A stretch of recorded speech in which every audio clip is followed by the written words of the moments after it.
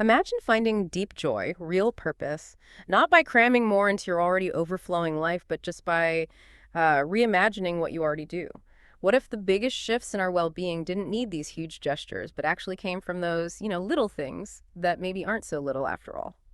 Welcome to the Deep Dives. Our mission today is to unpack exactly that, how these simple, intentional shifts in your everyday routines could be the first sip of coffee, could be reflecting at night how they can profoundly boost your physical, your mental, and your spiritual well-being. We've pulled together insights from, well, all over mental health experts, mindfulness gurus, basically giving you a shortcut to making every single day feel a bit more special. Yeah, and in this deep dive, we're definitely going to explore those crucial differences between just plain habits and really powerful rituals. We'll look at the science, the fascinating reasons why these small intentional actions have such a big impact on our brains, our bodies. And then, really importantly, we'll give you some practical, actionable ways you can actually weave these into your day. We're drawing from experts at places like Calm, BetterUp, Rituals, va.gov, even some cool insights from, online communities like Reddit and Psychology Today. Okay, let's dive right into that then. What is the big difference between a habit and a ritual? Because honestly, sometimes they sound pretty much the same. That's fundamental.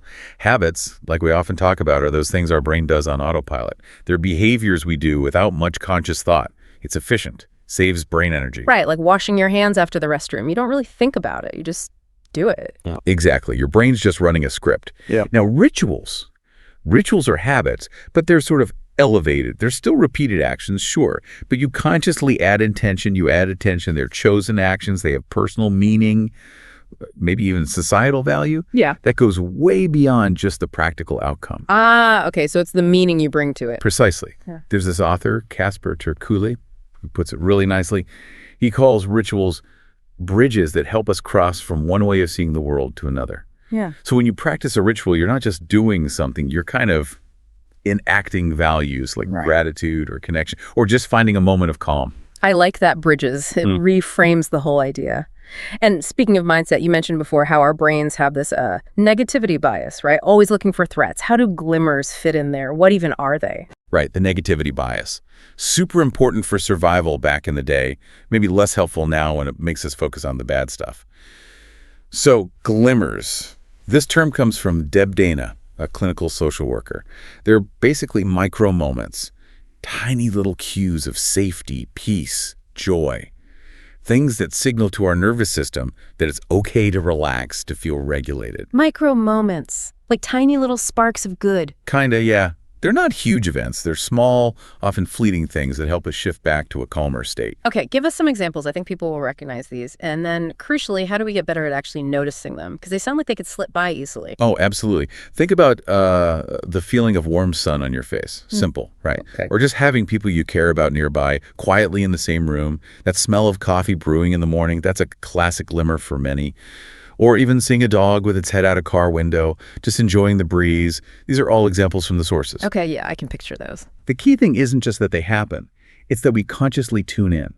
We have to practice slowing down, just for a second, observing, and letting that little flicker of peace or happiness actually register. It's an active practice.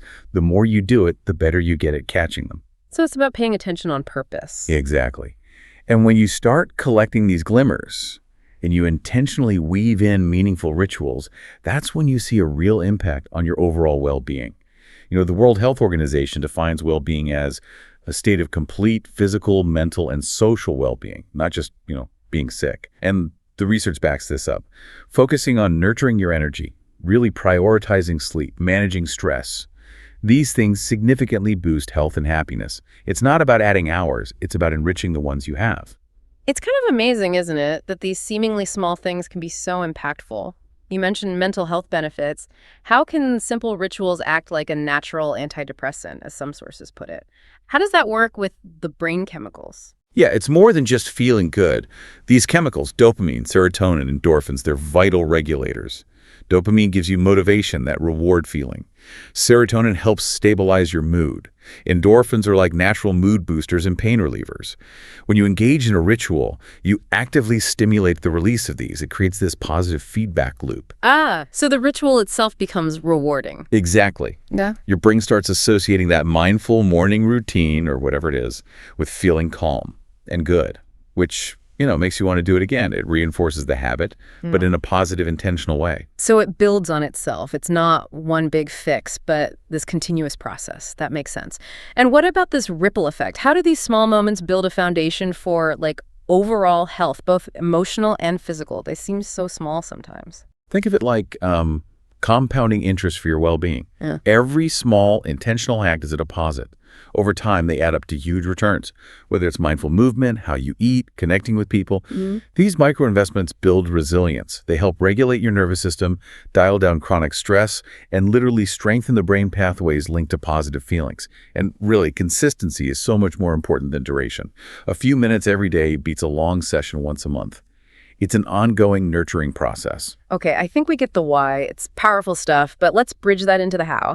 How can you listening actually weave these moments into your day? Let's get really practical, starting with the morning. Yeah, let's do it.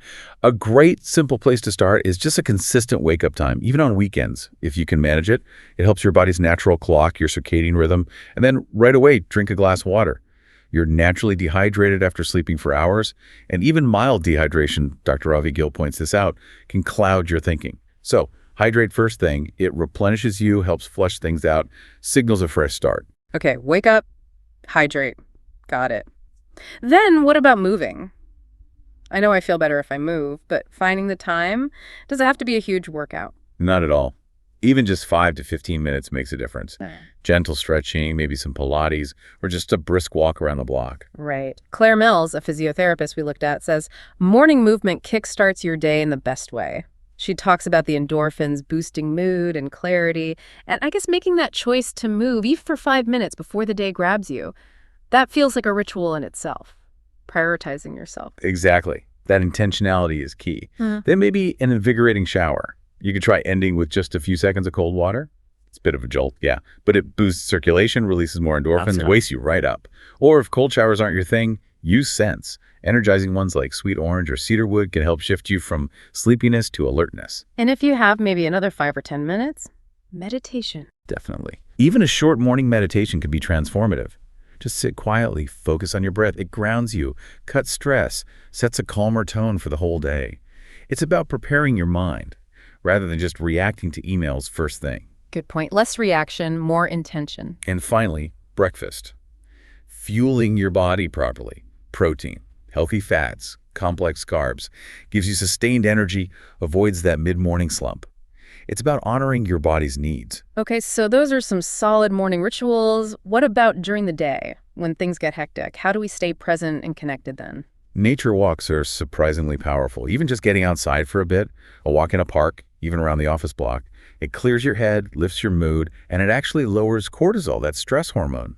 There's this whole field, ecotherapy, which is basically using nature therapeutically. It helps calm down that fight or flight response. I definitely feel better after being outside. And what about cooking? You mentioned turning that from a chore into something meaningful. Yeah, absolutely. When you're cooking, try to really pay attention. Notice the smells, the textures, the sounds. This mindful approach makes eating more enjoyable, sure, but it also makes you more tuned into your body, which often leads to healthier choices. And when you eat, maybe take a second to feel grateful for the food or remember good times shared over meals. It turns a basic need into a moment of presence. It's a lovely idea. Okay, now, the big one for many of us, tech. Digital overload. Our sources talk about detoxes and breaks. Oh yeah, this is crucial. Stepping away from screens, even for short bursts. Tell me more about this digital detox idea, because it sounds great, but also hard. The sources suggest even 10-minute tech breaks. And Casper Terkula, you mentioned him earlier, he apparently lights a candle and turns off all his devices Friday night to Sunday. Wow. He calls it feeling like going on a vacation. Is this about a dopamine detox? What does that mean? Essentially, yes. Our devices give us constant little hits of dopamine notifications, likes, new emails. It keeps us hooked. Taking breaks, whether it's 10 minutes or a whole weekend, helps reset that reward system. It makes you less dependent on those digital hits and maybe more appreciative of, The slower, subtler joys of the real world around you. It helps restore focus and presence. Resetting the reward system. Okay, that makes sense. It's intentional disconnection. And another powerful daytime ritual, acts of kindness. Doing something nice for someone else, big or small. It actually triggers your brain's own reward system.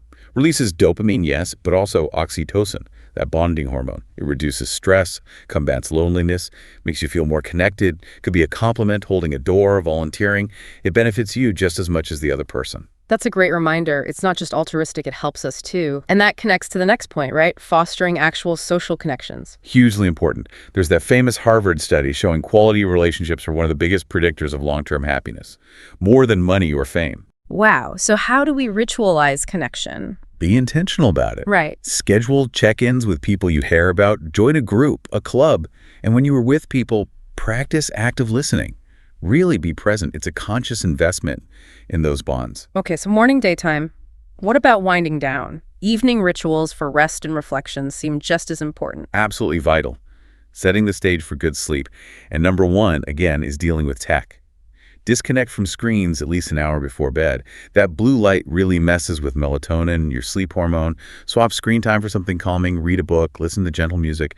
Let your brain actually unwind. And create the right atmosphere, right? Dim lights, maybe soothing scents like lavender, and keeping the bedroom cool. I've heard that helps. It does. Experts recommend keeping it between 60 and 67 Fahrenheit. That's about 15.6 to 19.4 Celsius. Yeah. A cool, dark, quiet room signals sleep time to your brain. It's a crucial ritual for preparing for rest. Okay. What about snacks or drinks? Keep it light if you need something. Sleep-friendly snacks like cherries or kiwi might help. And definitely non-caffeinated herbal teas, chamomile is a classic. Avoid heavy meals or alcohol right before bed. They really disrupt sleep. Think of it as gentle nourishment before stillness. Makes sense. And reading, not on a screen, obviously. Right. Reading a physical book is fantastic. It's a mindful escape, lowers stress, can even lower blood pressure, and definitely promotes restful sleep. Helps you disengage from the day's worries. And breathing techniques or gentle movement. Yes. Mindful breathing is powerful. Try the 4-4-6 technique. Inhale for 4 counts, hold gently for 4, exhale slowly for 6. It really calms the nervous system. Gentle yoga or stretching can also release any physical tension you're holding from the day. It's a nice way to complete that wind down. And finally, one that feels really potent, reflection and gratitude journaling. Taking time to think about the day, maybe write things down. Oh, this one is huge. Spending just a few moments reflecting. What went well? What was challenging? What did I learn? Journaling helps process it all, reduces stress, brings clarity. But the gratitude part specifically, how does writing it down make such a difference? Yeah, why writing versus just thinking it?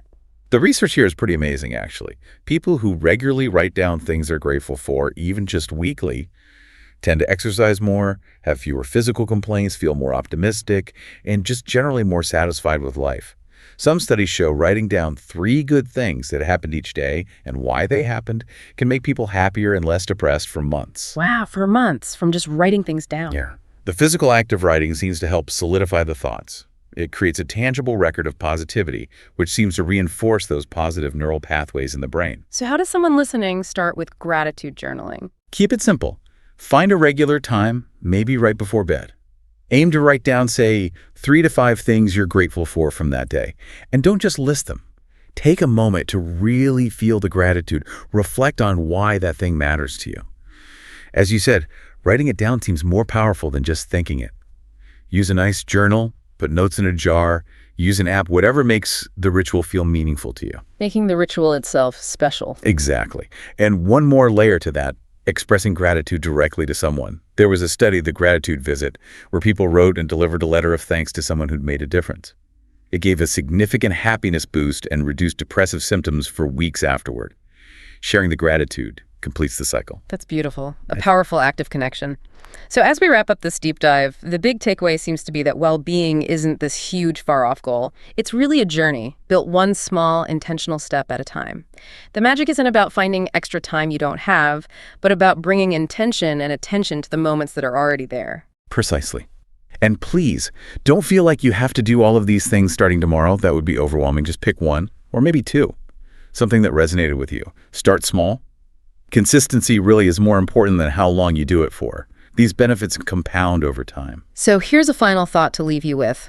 What if the greatest transformation isn't about completely overhauling your life, but simply about starting to notice and truly making count all those countless little things that were always there just waiting for you to see their magic?